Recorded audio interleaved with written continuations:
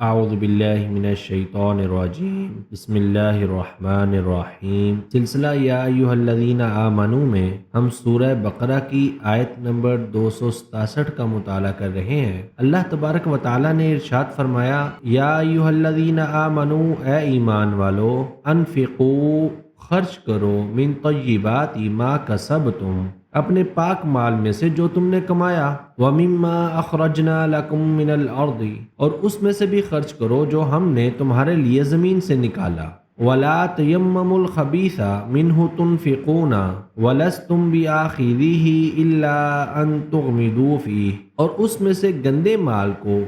اللہ کی راہ میں خرچ کرنے کا ارادہ مت کرو، اگر وہی مال تمہیں دیا جائے تو تم ہرگز اسے قبول نہیں کرو گے سوائے اس کے کہ تم اس میں چشم پوشی اختیار کرو۔ وَاعْلَمُوا أَنَّ اللَّهَ غَنِيٌّ حَمِيدٌ، اور جان لو کہ بے شک اللہ تبارک و تعالی بے نیاز اور لائق تعریف ہے۔ سورہ بقرہ کی اس آیت کے ساتھ اسی موضوع میں، اسی آیت کی تفسیر میں اگلی 3-4 آیات بھی ہیں، ہم ان کو ملا کر اس کا مطالعہ کرتے ہیں۔ اللہ تبارک و تعالی نے اس آیہ کریمہ میں انسانوں کو اپنی پاکیزہ کمائی میں سے خرچ کرنے کا حکم دیا اور فرمایا کہ جو ہم نے تمہیں زمین میں سے رزق دیا، جو ہم نے زمین سے نکالا، اس میں سے بھی اللہ کے راستے میں خرچ کرو۔ انفاق فی سبیل اللہ یا انفاق فی المال کی حقیقت یہ ہے، اس کا مطلب صرف خرچ کرنا نہیں بلکہ معاشرے کے معاشی تعطل کو ختم کرنا ہے۔ اس کا مقصد ضرورت مندوں کو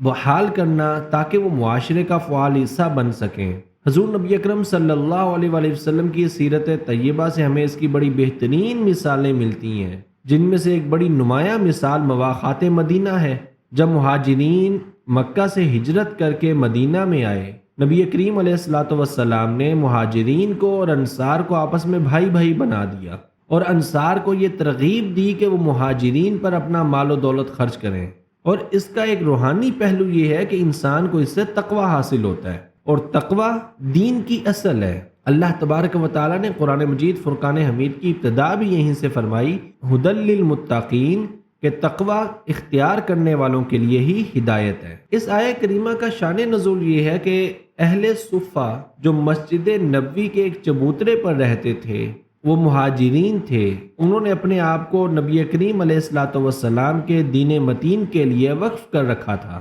وہ کوئی کام کاج نہیں کرتے تھے، وہ صرف مسجد نبوی میں رہتے، نبی کریم علیہ الصلوۃ والسلام سے دین سیکھتے، آپ سے تعلیم سیکھتے، تعلیم حاصل کرتے۔ ان کے کھانے پینے کا بندوبست اس طریقے سے ہوتا کہ لوگ کھجوروں کے خوشے وہ لا کے مسجد نبوی کے اندر لٹکا دیا کرتے تھے۔ جس شخص کو بھوک لگتی وہ اپنی بھوک کے مطابق وہاں سے کھجوروں کے چند دانے کھا لیتا۔ اب کچھ لوگ ایسے تھے نو مسلم جن میں نیکی کا جذبہ کمزور ہوگا، تو وہ کچھ ردی کھجوریں، سوکھی ہوئی کھجوریں، ان کے خوشے لا کر لٹکا دیتے تھے۔ قرآن مجید فرقان حمید میں اس آیہ کریمہ میں ان لوگوں کا رد کیا اور اس عمل کو روکا اور فرمایا، وَلَا تَيَمَّمُوا الْخَبِيثَ مِنْهُ تُنْفِقُونَ، اور جو ردی چیزیں ہیں ان کو اللہ کے راستے میں خرچ کرنے کا ارادہ نہ کرو، کہ اگر وہی ردی چیز تمہیں دی جائے تو تم کبھی بھی قبول نہیں کرو گے، اور اگر قبول کرو گے تو صرف اس سے چشم پوشی اختیار کرتے ہوئے قبول کرو گے، دل نہیں مانے گا اس کو قبول کرنے کا۔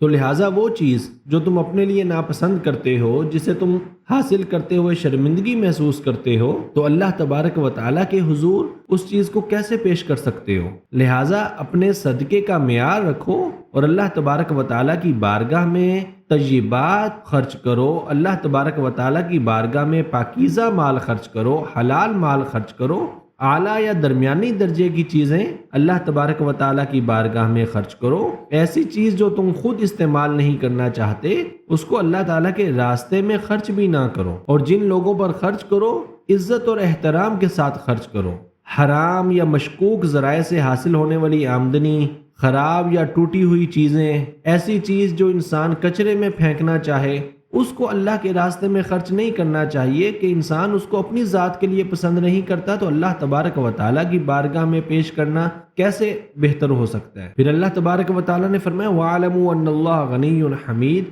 اور جان لو کہ اللہ تبارک و تعالیٰ بے پرواہ اور خوبیوں والا ہے۔ غنی اللہ تبارک و تعالیٰ کی صفت ہے، اور اس کا مطلب ہے کہ اللہ تبارک و تعالیٰ کو لوگوں کے مال کی کوئی ضرورت نہیں ہے، وہ پوری کائنات کا مالک ہے۔ وہ بے نیاز ہے، وہ ہر نقص سے پاک ہے۔ اللہ تبارک و تعالیٰ کی بارگاہ میں وہی چیز پیش کرنی چاہیے جو خوبصورت اور پاکیزہ ہو۔ اللہ کو اس کی ضرورت نہیں ہے، ہمیں اجر کی ضرورت ہے۔ تو جب ہم بہترین چیز اللہ تبارک و تعالیٰ کی بارگاہ میں خرچ کریں گے تو اجر بھی بہترین ہوگا۔ اب شیطان نفسیاتی وار کرتا ہے لوگوں پر کہ جب لوگ اللہ کی راستے میں خرچ کرنا چاہتے ہیں یا بہترین مال خرچ کرنے کا ارادہ کرتے ہیں تو شیطان عام طور پر لوگوں کو دو طرح کا دھوکہ دیتا ہے۔ ایک انہیں فقر کا ڈر دیتا ہے کہ کہیں تم خود نہ غریب ہو جاؤ، تمہارا مال ختم ہو جائے گا، مستقبل میں تمہارا کیا بنے گا، اور یہ دھوکہ دے کر شیطان لوگوں کو شدید بخل اور کنجوسی کی طرف دھکیل دیتا ہے، جس کو اللہ تبارک و تعالیٰ نے ارشاد فرمایا اسی سے اگلی آیت میں کہ الشیطان یعدکم الفقر ویأمرکم بالفحشاء واللہ یعدکم مغفرۃ منہ وفضلا واللہ واسع علیم، کہ شیطان تمہیں فقیری سے دھمکاتا ہے، بے حیائی کا حکم دیتا ہے، اور اللہ تعالیٰ تم سے اپنی بخشش اور فضل کا وعدہ کرتا ہے، اور اللہ تبارک و تعالیٰ وسعت والا ہے اور علم والا ہے۔ تو لہٰذا انسان کو اللہ تبارک و تعالیٰ کی بات ہی ماننی چاہیے اور اللہ تبارک و تعالیٰ کے راستے میں، اللہ تبارک و تعالیٰ کی راہ میں بہترین مال خرچ کرنا چاہیے۔ اس آیہ کریمہ میں اللہ تبارک و تعالیٰ نے لوگوں کے ساتھ وعدہ کیا ہے کہ ان کے پچھلے گناہوں کی معافی ہو جائے گی، ان کے رزق میں برکت ہو جائے گی، کیونکہ یہ ساری چیزیں اللہ تبارک و تعالیٰ کے ہاتھ میں ہیں۔ وہ وسعت والا ہے، وہ سب کچھ جاننے والا ہے، وہ ان اللہ علی کل شیء قدیر ہے، جبکہ شیطان کا وعدہ تو کبھی بھی پورا نہیں ہوتا۔ اس آیہ کریمہ میں فحشاء کا لفظ آیا ہے۔ فحشاء کا مطلب ہوتا ہے بے حیائی، فحاشی، لیکن اس آیہ کریمہ میں تفاسیر کی روشنی میں مالی معاملات میں فحشاء کا مطلب ہے انتہائی کنجوسی۔ انسان بخیل ہو جائے، اللہ تبارک و تعالیٰ کے راستے میں خرچ ہی نہ کرے، یا اللہ کے راستے میں ایسا مال خرچ کرے جس کو وہ اپنی ذات کے لیے پسند ہی نہیں کرتا۔ اس سے اگلی آیہ کریمہ میں اللہ تبارک و تعالیٰ نے ارشاد فرمایا یؤتی الحکمت من یشاء ومن یؤت الحکمت فقد اوتی خیرا کثیرا، کہ جسے حکمت مل گئی اسے خیر کثیر مل گئی۔ حکمت سے مراد روحانی عقل ہے، سمجھ بوجھ ہے، جو انسان کو یہ چیز باور کراتی ہے کہ اللہ تعالیٰ کے راستے میں مال خرچ کرنے سے مال کم نہیں ہوتا، بلکہ یہ اللہ تبارک و تعالیٰ کے ساتھ سب سے بہترین منافع والی تجارت ہے، کہ اس سے اللہ تبارک و تعالیٰ کا فضل بڑھتا ہے، اللہ تبارک و تعالیٰ کا کرم ہوتا ہے، مال میں برکت ہوتی ہے، اور خاص طور پر آخرت کے لیے اجر تیار ہوتا ہے جو مرنے کے بعد انسان کے کام آئے گا۔ اب اس کے بعد اللہ تبارک و تعالیٰ نے مال خرچ کرنے کا ایک اصول بھی بیان فرمایا۔ ارشاد فرمایا ان تبدوا الصدقات فنعما هي وان تخفوها وتؤتوها الفقراء فهو خير لكم ويكفر عنكم من سيئاتكم واللہ بما تعملون خبیر۔ اگر تم صدقات کو ظاہر کرو تو بھی کیا خوب بات ہے، اچھی بات ہے۔ اگر نیت خالص ہو انسان کی، وہ ظاہراً خرچ کرے، وہ اعلانیہ طور پر خرچ کرے تو اس میں کوئی حرج نہیں ہے، اور اگر تم اس کو چھپاتے ہو اور اس کو دیتے ہو، یعنی چھپا کر اللہ کے راستے میں مال خرچ کرتے ہو اور فقیروں کو وہ مال دیتے ہو تو یہ تمہارے لیے زیادہ بہتر ہے۔ اس کا اجر کیا ہوگا؟ وَيُكَفِّرُ عَنْكُم مِّن سَيِّئَاتِكُمْ، اللہ تبارک و تعالیٰ تمہارے گناہوں کو مٹا دے گا۔ وَاللَّهُ بِمَا تَعْمَلُونَ خَبِيرٌ، اور اللہ تبارک و تعالیٰ تمہارے اعمال سے باخبر ہے۔ یہاں پر اللہ تبارک و تعالیٰ نے مال خرچ کرنے کا ایک اصول بیان فرمایا۔ اعلانیہ خرچ کرنا چاہتے ہو تو خرچ کرو، بشرطے کہ نیت خالص ہو، اور اگر تم چھپا کر خرچ کرتے ہو اور فقراء پر خرچ کرتے ہو تو یہ بہت بہترین ہے، کسی اور کو خبر نہ ہو کہ تم نے اللہ کے راستے میں کیا خرچ کی ہے۔ ان آیات کو اگر ہم سامنے رکھیں تو یہ چیز بڑی واضح ہو جاتی ہے کہ اللہ تبارک و تعالیٰ کے راستے میں خرچ کرنے کے لیے انسان کا مال پاکیزہ اور حلال ہونا چاہیے، اور اسے اپنے مال میں سے یا حلال مال میں سے بھی طیبات کا انتخاب کرنا چاہیے تاکہ وہ شیطان کو شکست دے سکے۔ اور شیطان کو شکست کیسے دینی ہے کہ وہ کنجوسی اختیار نہ کرے۔ شیطان چاہتا ہے کہ انسان بخیل ہو جائے، لیکن انسان کو بخیل نہیں ہونا چاہیے، اور جس پر خرچ کرے اس کی عزت نفس کا خیال رکھے۔ اگر انسان یہ سارے کام کرے